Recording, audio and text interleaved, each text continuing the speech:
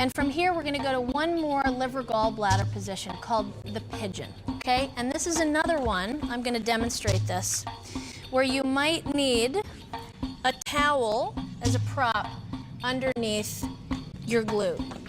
So you would actually take this towel and you would place it underneath the buttock on the opposite side so that your hips would be even, and I'll show you that on the other side too. So that you're lifted up. You get a stretch in your hip flexor and also in the outer hip. You guys can uncurl through the spine and join me in pigeon. So as Erin and Ahmad make their way into the pigeon, I'm going to demonstrate the other side for you so that you can get that angle. So what you're doing is you're bringing the knee to the top edge of the mat, and the foot is kind of at an angle, a diagonal. And as you become more flexible, the foot reaches up and forward. So let's say I'm reaching to this side, I'm leaning. I can take the towel and place it underneath this glute, and voila, I'm in great placement.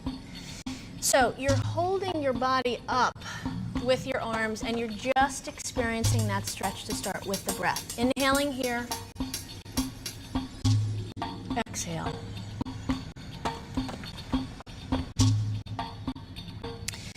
And kind of explore, drop your head weight and feel what happens to the neck in this position. Now as you start to melt, you can release your hands in front of you for stage 2. That makes the stretch a little bit more extreme, and then when you're really flexible and fluid, you can lie down all the way.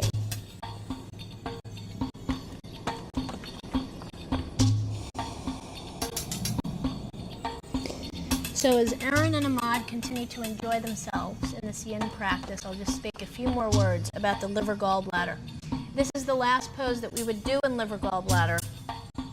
And hopefully after shoelace, you would have gotten past the grumpiness or the restlessness that liver gallbladder poses can create. And perhaps you will be enjoying this stretch rather than pulling away from it, and that's really the goal. So we're going to breathe in and exhale, uncurl through the spine, and we're going to go to the other side, moving very carefully. And you do that actually by rolling to the side of the joint and pulling the knee in and switching to the other side. So lengthening the leg behind, using your hands to kind of steer your ship, steer your boat. Shoulders are aligned to the front. You're inhaling, you can even look up on the first one.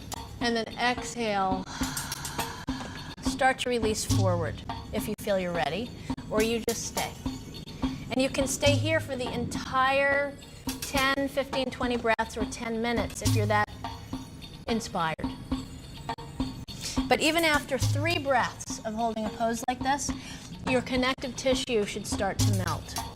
Any breath is beneficial. Always keep that in mind.